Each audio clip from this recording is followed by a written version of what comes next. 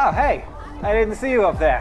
How long have you been waiting in this line? I've been here for like 15 minutes and it's freaking freezing out here. I mean, whose banana you gotta peel to get into this club? Well, while we're here, I guess this might not be a bad time to continue our discussion about cells, because cells, like nightclubs, have to be selectively permeable. They can only work if they let in the stuff that they need and they, kick out the stuff that they don't need, like trash and ridiculously drunk people and Justin Bieber fans. But no matter what stuff it is, it has to pass through the cell's membrane. Some things can pass really easily into cells and without a lot of help, like water or oxygen. But a lot of other things that they need, like sugar or other nutrients or signaling molecules or steroids, well, they can't get in, or it will take a really long time for them to do it. Yeah, I can relate.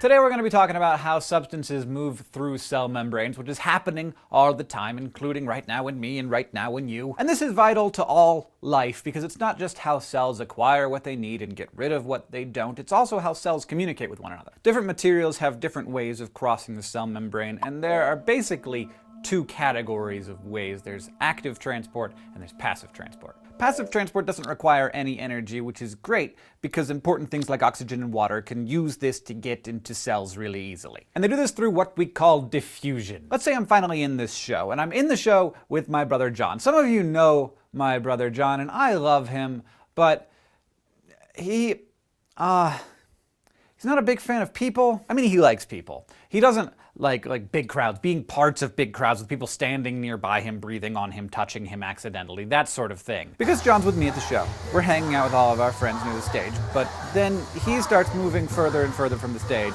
so he doesn't get a bunch of hipsters invading his space. That's basically what diffusion is. If everyone in the club were John Green, they would try and get as much space between all of them as possible until it was a uniform mass of John Green throughout the club. When oxygen gets crowded, it finds places that are less crowded and moves into those spaces. When water gets crowded, it does the same thing. It moves to where there is less water. When water does this across a membrane, it's a kind of diffusion called osmosis. This is how your cells regulate their water content. Not only does this apply to water itself, which, as we've discussed, is the world's best solvent. You're going to learn more about water in our water episode. It also works with water that contains dissolved materials or solutions, like solutions of salt water or solutions of sugar water or booze, which is just a solution of ethanol in water. If the concentration of a solution is higher inside of a cell than it is outside of the cell, then that solution is called hypertonic, like power thirst. It's got everything packed into it. And if the concentration inside of the cell is lower than outside of the cell, it's called hypotonic, which is sort of a sad version of hypertonic. So like with Charlie Sheen, we don't want the crazy manic Charlie Sheen. We don't like the super sad, depressed Charlie Sheen. We want the in-the-middle Charlie Sheen who can just make us laugh and be happy. And that is the state that water concentrations are constantly seeking. It's called isotonic, when the concentration is the same on both sides, outside and in. And this works in real life. We can actually show it to you. This vase is full of fresh water, and we also have a sausage casing, which is actually made out of cellulose. And inside of that, we have salt water. We've dyed it so that you can see it move through the casing, which is acting as our membrane. This time-lapse shows how over a few hours the salt water diffuses into the pure water. It'll keep diffusing until the concentration of salt in the water is the same inside the membrane as outside. When water does this, attempting to become isotonic, it's called moving across its concentration gradient. Most of my cells right now are bathed in a solution that has the same concentration as inside of them, and this is important. For example, if you took one of my red blood cells and put it in a glass of pure water, it would be so hypertonic, so much stuff would be in the cell compared to outside the cell that water would rush into the red blood cell and it would literally explode. So we don't want that. But if the concentration of my blood plasma were too high, all the water would rush out of my cell and it would shrivel up and be useless. And that's why your kidneys are constantly on the job, regulating the concentration of your blood plasma to keep it isotonic. Now, water can permeate a cell membrane without any help, but it's not actually particularly easy. As we discussed in the last episode, cell membranes are made out of phospholipids. And the phospholipid bilayer is hydrophilic, or water-loving, on the outside, and hydrophobic, or water-hating, on the inside. So water molecules have a hard time passing through these layers because they get stuck at the nonpolar hydrophobic core. That is where the channel proteins come in. They allow passage of stuff like water and ions without using any energy. They straddle the width of the membrane, and inside they have channels that are hydrophilic, which draws the water through.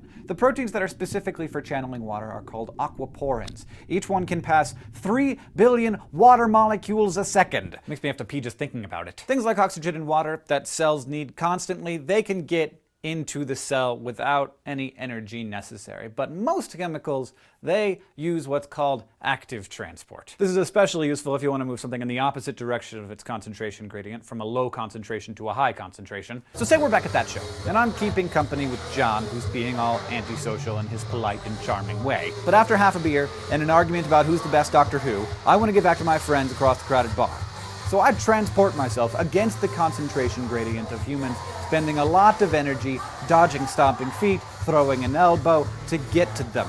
That is high energy transport. In a cell, getting the energy necessary to do pretty much anything, including moving something the wrong direction across its concentration gradient, requires ATP. ATP, adenosine triphosphate. You just want to replay that over and over again until it rolls off the tongue, because it's one of the most important chemicals that you will ever hear about. Adenosine triphosphate, ATP. If our bodies were America, ATP would be credit cards. It's such an important form of information currency that we're going to do an entire separate episode about it, which will be here. We're going in the wrong direction, but it will be here when we've done it. But for now, here's what you need to know. When a cell requires active transport, it basically has to pay a fee in the form of ATP to a transport protein. A particularly important kind of frickin' sweet transport protein is called the sodium-potassium pump. Most cells have them, but they're especially vital to cells that need lots of energy, like muscle cells and brain cells.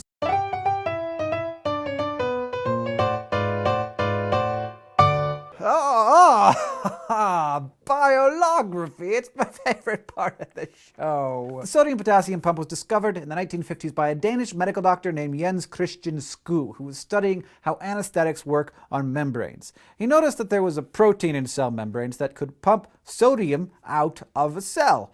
And the way he got to know this pump was by studying the nerves of crabs, because crab nerves are huge compared to humans' nerves and are easier to dissect and observe. But crabs are still small, so he needed a lot of them. He struck a deal with a local fisherman and over the years studied approximately 25,000 crabs, each of which he boiled to study their fresh nerve fibers.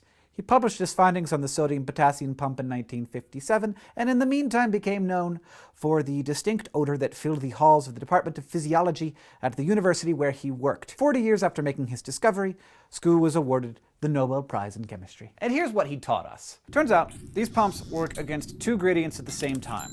One is the concentration gradient, and the other is the electrochemical gradient. That's the difference in electrical charge on either side of a cell's membrane. So the nerve cells that Skue was studying, like nerve cells in your brain, typically have a negative charge inside relative to the outside. They also usually have a low concentration of sodium ions inside. The pump works against both of these conditions, collecting 3 positively charged sodium ions and pushing them out into the positively charged sodium ion-rich environment. To get the energy to do this, the protein pump breaks up a molecule of ATP. ATP, adenosine triphosphate, an adenosine molecule with 3 phosphate groups attached to it. So when ATP connects with the protein pump, an enzyme breaks the covalent bond on one of those phosphates in a burst of excitement and energy. The split releases enough energy to change the shape of the pump so that it opens outward and releases 3 sodium ions. This new shape also makes it a good fit for potassium ions that are outside the cell, so the pump lets 2 of those in. So what you end up with is a nerve cell that is literally and metaphorically charged. It has all those sodium ions waiting outside with this intense desire to get inside of the cell, and when something triggers the nerve cell, it lets all of those in. And that gives the nerve cell a bunch of electrochemical energy, which it can then use